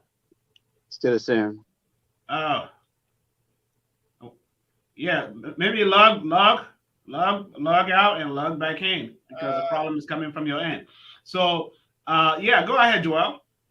Yeah, so let me play a devil advocate. There's a unique difference between Tiawan Gongloe and other presidents that I have seen in my lifetime, and I have to make that very clear. One, his record, Erling, you can't even compare Erling with Tiawan Gongloe. There were indicators of Erling integrity problem before she became president. There were indicators. Number one, her role with the Civil War, that was a glaring indicator that she had an integrity issue. All right. Charles Cllr, the same thing. His role with the Civil War, that was a clear indication that, hey, yes, you're having a rebel leader becoming president. You can expect that he's going to be transparent. So Erling had an integrity problem. Had a coin. Charles Cllr had an integrity problem. So those were clear cut. But if you look at Tiawon Gongloe, looking at his past life, there's nothing really you can see on his integrity card. That's the point here that I'm trying to make here. There's nothing really outstanding that anybody can ever name that is outstanding on Tiawon's Gongloe card that should give you any doubt or any indication that he will have a problem. Let's take, for example, if you are interviewing somebody for a job, one of the things you want to do is to go into background, check their background history. And then that helps to inform your decision. So he's a little unique from the past few presidents I have seen in my lifetime. That is where the difference is going to be. Even George Weah had integrity problem before becoming president. We saw in the Senate, George Weah was not really doing his work in the Senate. For the 3 years, he was silent. You're not doing anything there. So that was a clear indicator that George Weah is going to have an integrity problem. But that's not the case with Tiawon. Where are you, Philip? Can you hear us now? Philip is still the same. Philip, we still can't hear you, bro. It seems like Yeah, He needs to go out and come back in, or maybe earpiece. I don't know. Or you switch your computer off and put it back on. Are you using an earpiece? If you're using an earpiece, take it out. Maybe it's going to help. Sometimes you have to switch the computer off and put it on. But to the point, Joel, I'm not arguing Councillor Gongloe integrity issue. I'll be clear here. He got an impeccable character. He have lived an impeccable life. He's a poor man lawyer. And he have advocated for people in cases that they did not give you anything. I'm not arguing that. My point is, if you get into politics and presidency, we have never seen in Liberian history where a politician who ascended to presidency says something and they did it. That's my argument. Mm-hmm. Which president can you tell me that gave you a platform? That what they say what? A hope for change. You know, and the goddamn what happens? And Ellen Kim, she said what? Oxford graduate, the best economic in the world, and we all were in Liberia. We support her initiative. And at the end of the day, she got there and she backslide and gave us a shock in our life. So my fear is, if you get in our office, will you be able to do what you say you're going to do? That's just my point. Other than that, I have no problem with integrity issue. Because the office is different. You get in the office, it could change. Right. Yeah, there is a lot, because there's a lot that one could change from once you're in that office, as you rightfully said. Gentlemen, not to take you off the topic, I have a quick, this is not official report here from the Lofa County bar senatorial election that just took place. I have some numbers here for our viewing audience. Jala had 15,089 votes. So far, Kotima 20,022, Fufana 5,093, Cyrus 4,379, Sama 2,136, and Kupi 1,341. That's what we got so far, until we can get an official from the National Election Commission. Nothing anybody can say so far. No. As to who's the winner. But what do you guys make up of what happened yesterday in Lofa County? To me, I think the election, the process itself, I mean, leading to yesterday, I know we saw some fracas around Foya and thing in which Honorable Yeke Kolba vehicle was even damaged, and I even called him personally to apologize to him on behalf of all of us in Foya, because that was not something good. I even encouraged him to take it to the law, sue the person who did it, and let them face the full weight of the law. The results now, I mean, the provisional results that are coming, is it provisional? Do we refer to it as a provisional because it came from the NECSF? I don't know.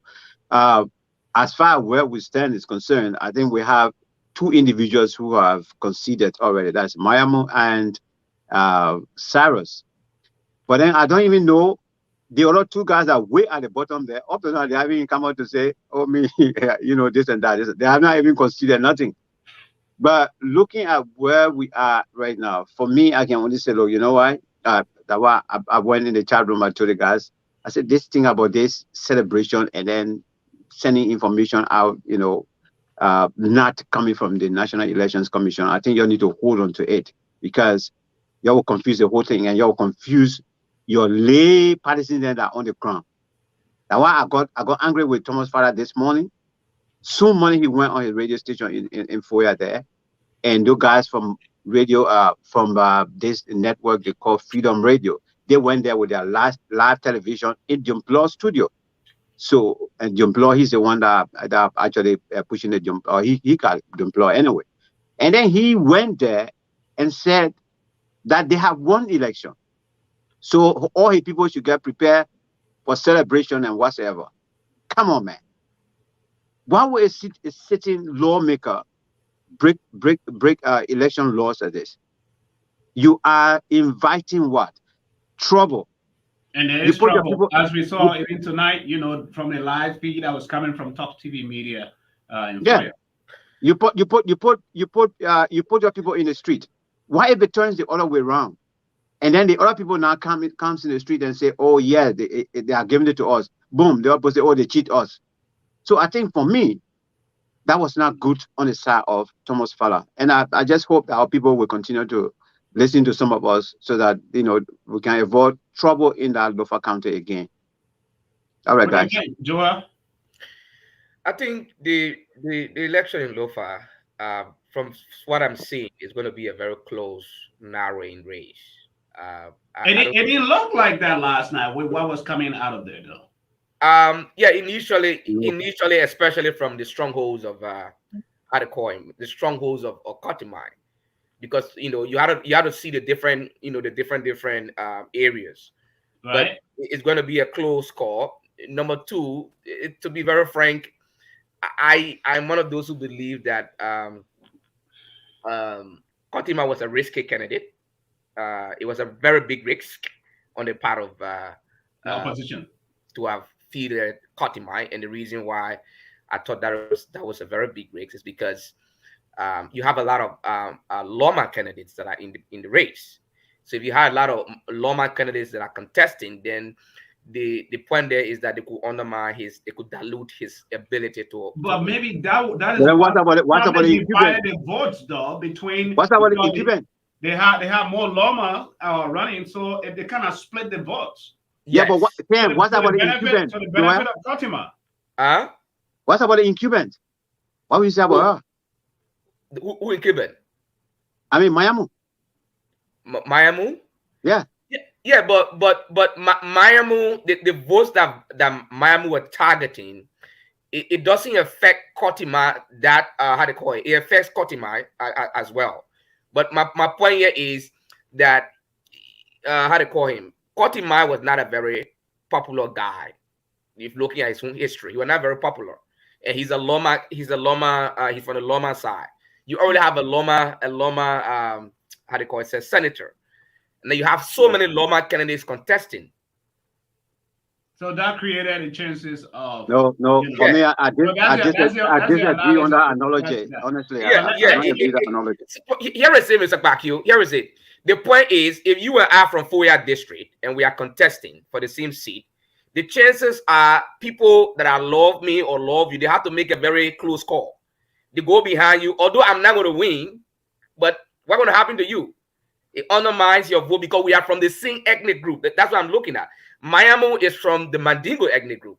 And I want to be significantly, most of those who voted for Mayamu are Mandingos. You see the point there? Now, most of those who will vote for how to call him for Kotima from the Loma side are Loma.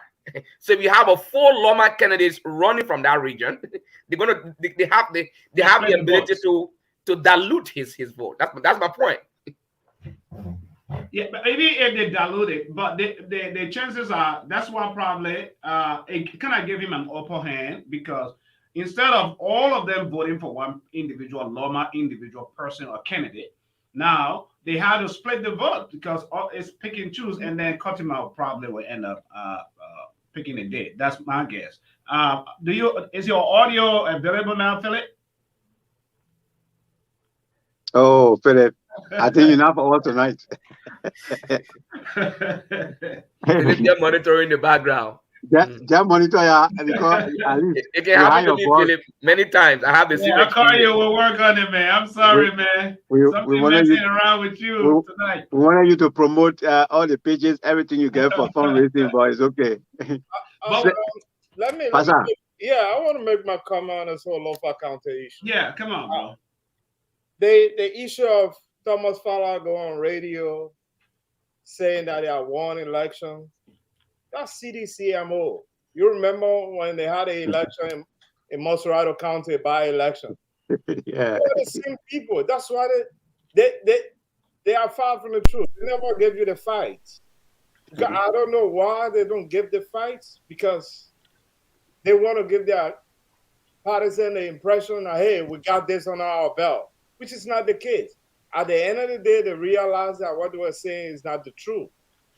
And the numbers we see coming from Lofa I know these numbers are projection from maybe political parties, war room, and what have you. The projection clearly tells us that JMB is still the godfather for Lofa County. That's just what I can say, because people believe this was a test case for him for 2023.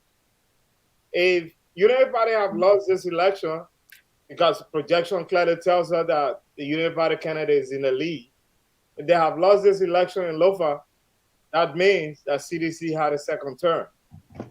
And I know that United Party did pretty well, and which brings me to the argument that the people in opposition is no longer together. That's another argument that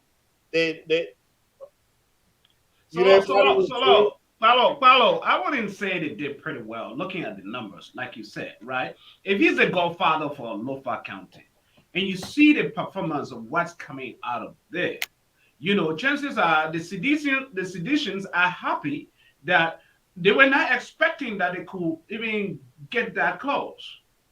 Now, if they bring all their ammo 2023 into Lofa County, it might be very tight for Joe Boakai, because we saw this going weekend, almost all the heavyweights, quote unquote, all the political parties heavyweights were in Lofa.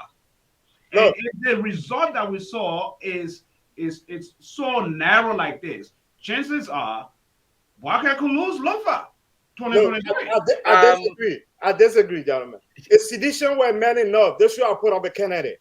Yes. Why the sedition did not put up Thank you. Thank you. Independent candidate? Why they don't trust themselves? You're talking about CDC. If they are really doing well in the country, and they say they are doing what they're doing for the people, why are they afraid to put somebody for? Exactly so. And here's the core. But they rather sat back because they know that they cannot win, and they want to hide behind somebody who always been coming second. Councilor Jala, this should have been gone through for him. He should have won this election. It was an opportunity for him. But the mistake he made was for CDC to endorse him. You got it. That's the biggest mistake for Jala. I can tell you for free. Cottonmike and Jala then all contested, I think, year passed, and he came up with 5th place. So I can clearly tell you that JMB is still the uncle. If CDC know they are men enough, and by election, let them put up a candidate. That's all I can say. And prove that they still have the popularity. Yeah. They got the support of people. Yeah, and in addition to that, what I can say is that we need to understand that this is a domestic battle, all right? It's a domestic battle among the sons and daughters of Lofa County. We all know one fact in elections, the tribal factor is a major factor across the entire country. It plays out.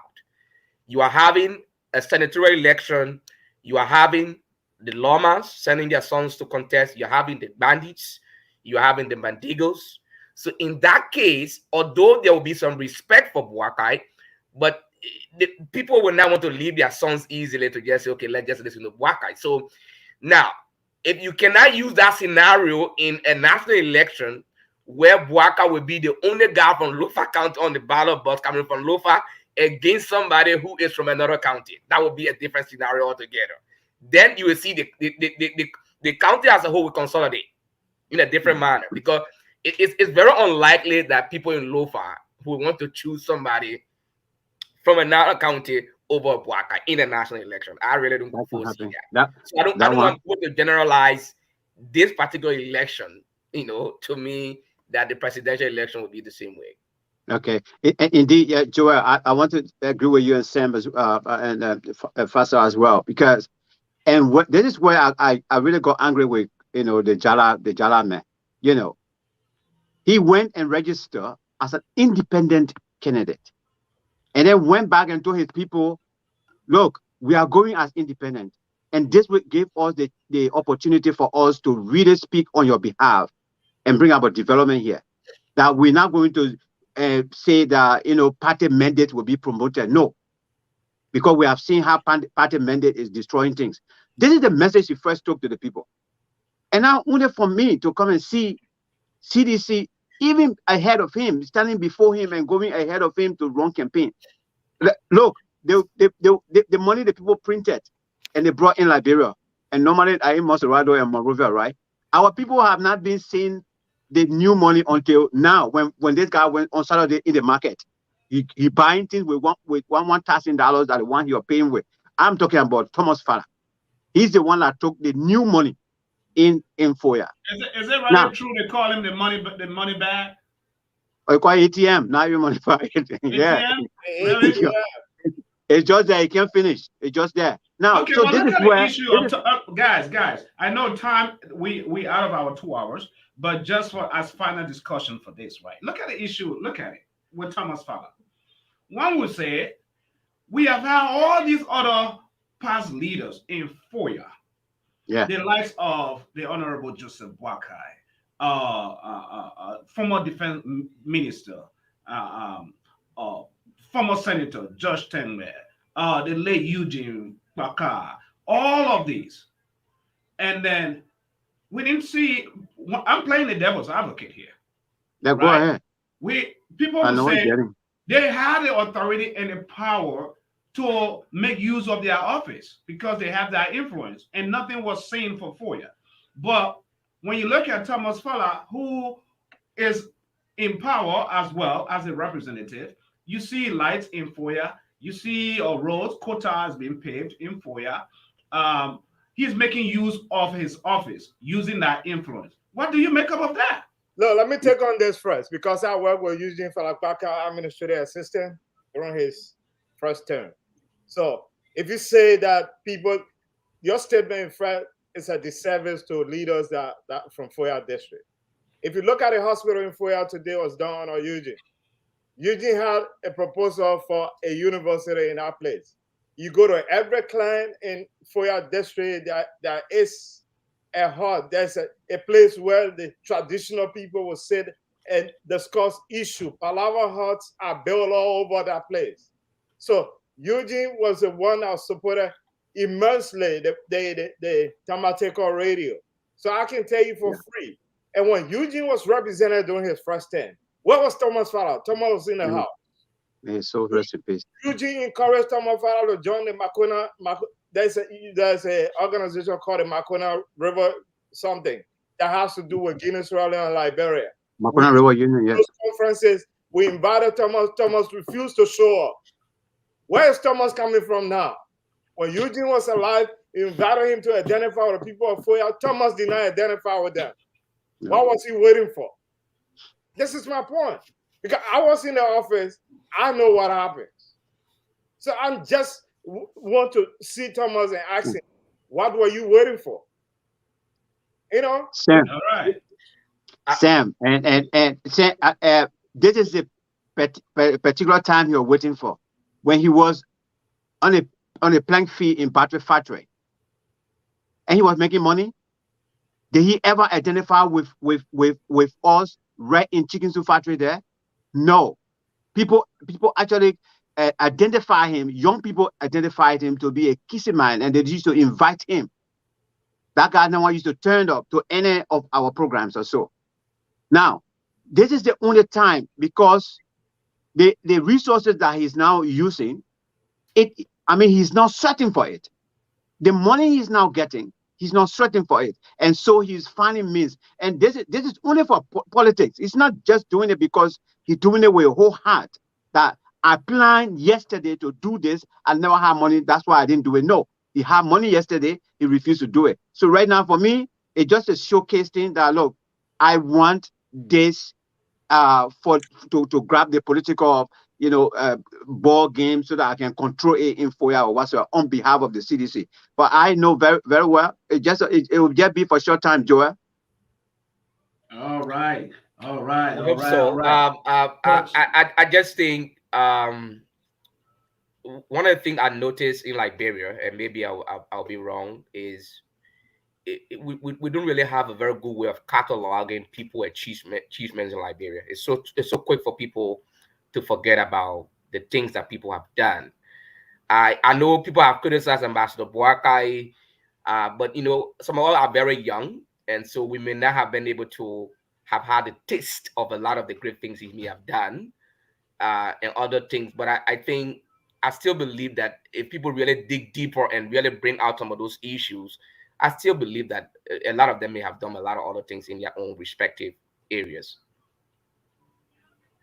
All right. Well said, gentlemen. And this is how we end the show today. This is how we're going to end it. And congratulations. Thank you very much to our viewing audience, those of you who have glued to this network and been following us. We do not take this for granted. Share the link, subscribe. So whenever Talk TV Media comes on, you will be able to know, because it is not just politics that we talk at Talk TV Media Network. We talk politics, we talk business, we talk health, we talk music, we talk religion, everything, sports, here on this platform, network, because we want to make sure that the society we live in become a better one. And so as a result, this platform is your platform. We are doing what we do best because of you, because you support us. And so as an independent network, all you can do is subscribe, like us, share us, YouTube, Facebook, Twitter, Instagram, LinkedIn. We all there. You can find us. Be a part of a noble, unbiased network. And also to all those listening to us, our political aspirants for the office of the presidency or other positions in Liberia, we are available. If you think you have a solid plan and vision for the country, we'll make the time for you and the platform available for you, for the Liberian people to decide. Because 2023 elections are no joke.